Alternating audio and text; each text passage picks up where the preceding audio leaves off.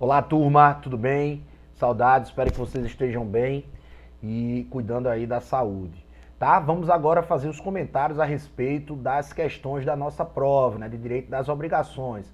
Veja, era uma prova que vocês poderiam fazer consulta, utilizar a doutrina, utilizar artigos, fazer pesquisa na internet, mas é preciso que vocês tenham a exata noção de que quando a gente faz uma prova nesse sentido, não é apenas para a pessoa reproduzir o que está dizendo na letra do artigo, é para analisar criticamente, desenvolver um raciocínio com introdução, meio e conclusão. Né? A gente pegou algumas provas, peguei algumas provas que não tinham conexão nenhuma, do início do parágrafo ao final do parágrafo, sem zelo pela melhor técnica, pela melhor redação. Então, tudo isso eu não estou dizendo apenas para a minha disciplina, não. Isso serve para a vida de vocês, enquanto pessoas que vão fazer concurso, advogados, advogadas.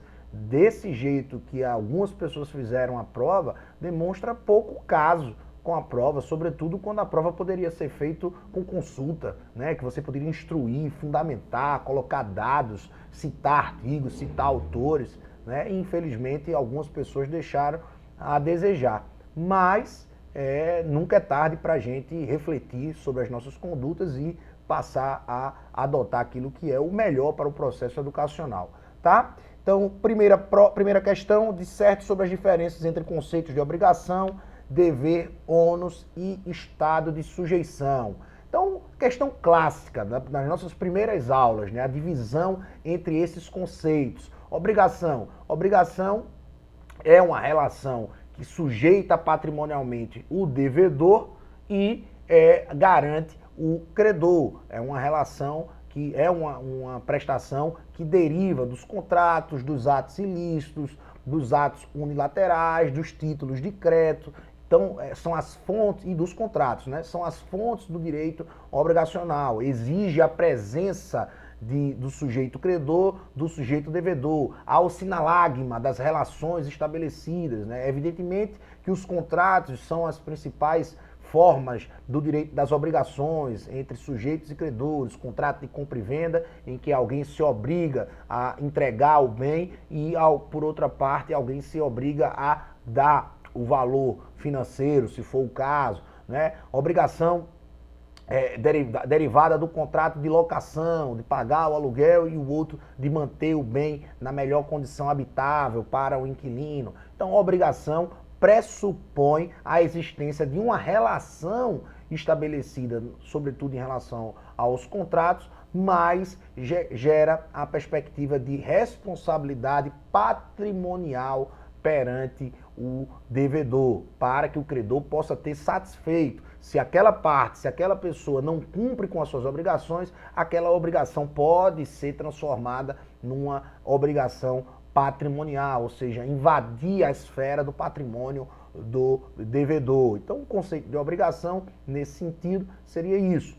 E a gente deveria tratar nessa questão sobre os outros três conceitos. O dever jurídico, e aí dever jurídico precisa ser entendido como algo oponível a todos, porque na relação obrigacional nós temos o sujeito e o credor. No contrato de compra e venda, este comprador é que tem uma relação com este vendedor. Este vendedor é que precisa entregar este bem para este comprador.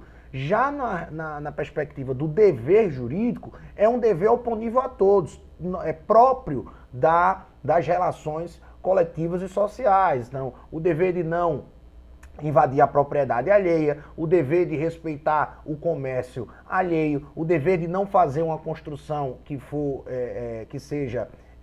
avance na propriedade de outra pessoa. Então, o dever jurídico é aquilo que não existe um titular específico como credor, mas é a coletividade em específico, ou seja, quem pode opor ou obrigar você a cumprir determinados deveres jurídicos é a própria coletividade. Então, isso é o dever jurídico, oponível a todos. Já o ônus jurídico é uma condição estabelecida em algum negócio jurídico para que você tenha provimento, proveito. Então, por exemplo, quando você entra com ação judicial contra uma outra pessoa, o ônus jurídico é do autor. O autor é que tem que provar que aquelas coisas que ele está alegando na ação inicial, são verdadeiras.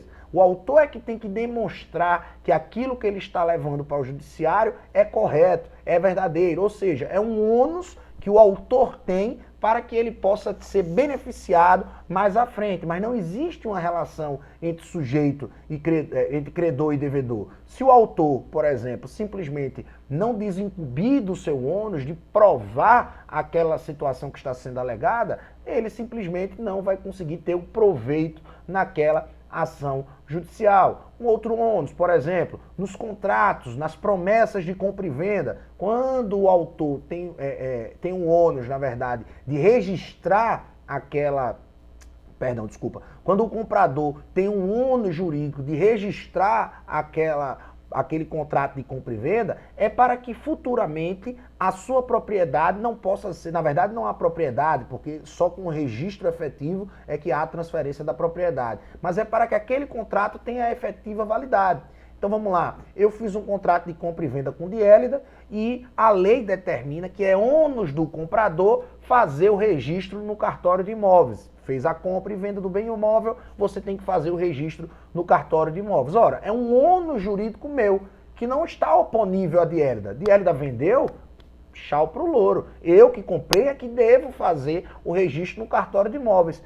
Por quê? É um ônus jurídico meu. Se eu não fizer, o que é que pode acontecer? Pode acontecer que se Diélida, por exemplo, tiver alguma dívida e alguém entrar com ação contra ela, o bem imóvel desse contrato de compra e venda meu e dela, como não foi registrado no cartório de imóveis, poderá ser utilizado, mesmo já estando na minha posse, para o pagamento da dívida de Diélida. Por quê? Porque o ônus jurídico é do comprador de fazer o registro no cartório de imóveis. Mesma coisa acontece com o carro. Muitas vezes as pessoas vendem o carro e não alteram lá o documento. E aí depois é surpreendido futuramente com um gravame no Detran, porque o antigo proprietário não fez, o novo proprietário não transferiu a propriedade, né, através daquele documentozinho do carro, aquele DUT, não transferiu para o comprador. Então são inúmeras situações onde o ônus jurídico, ele não existe um titular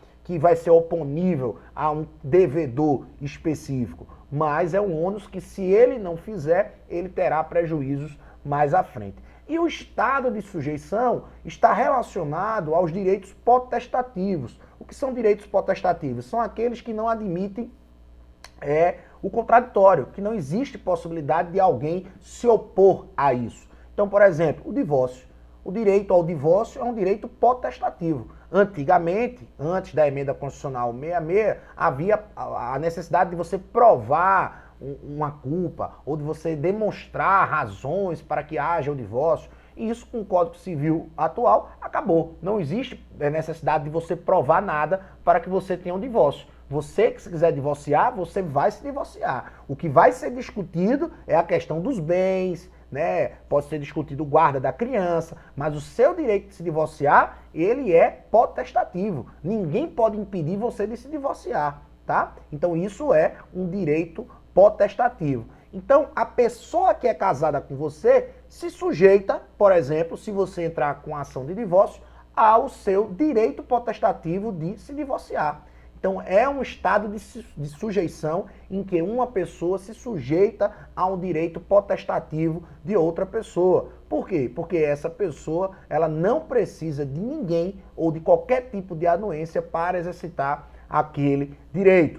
Um outro exemplo, nos contratos de compra e venda de bens imóveis, é preciso que haja a outorga marital, né? A autorização do cônjuge para que o outro cônjuge possa realizar transações, alienações, compra e venda de determinados bens imóveis. Então aquele cidadão que é casado, mas tem o seu bem, ele quer fazer a venda daquele bem, mas ele está sujeito à conjugalidade que impõe a necessidade da sua esposa ou do seu marido autorizar a compra e venda ou alienação de qualquer bem imóvel. Então a diferença básica entre esses conceitos é essa, e vocês precisariam aí tratar desses elementos, tá?